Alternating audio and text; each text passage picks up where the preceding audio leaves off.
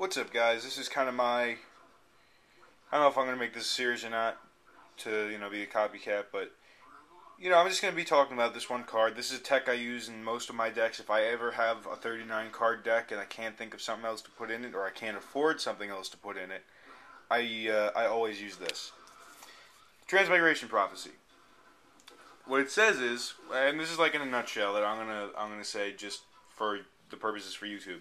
Select 2 cards from each deck and return them to their select 2 cards from either graveyard and return them to their respective decks. So it can be 2 from your opponent's, 2 from yours, or 1 from each.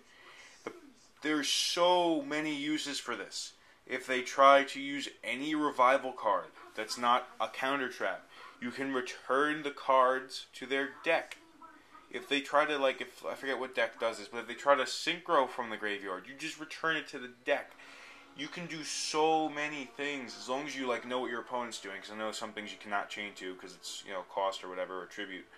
And on top of that, if you're the kind of deck like the Rat Toolbox and you need to get something from your Giant Rat or from your your Naturia Cherry, just transmigrate them back to your deck, and then you get the search again. It's just such a great card because it can make your opponent go negative because they just lost the effect of their Monster Reborn.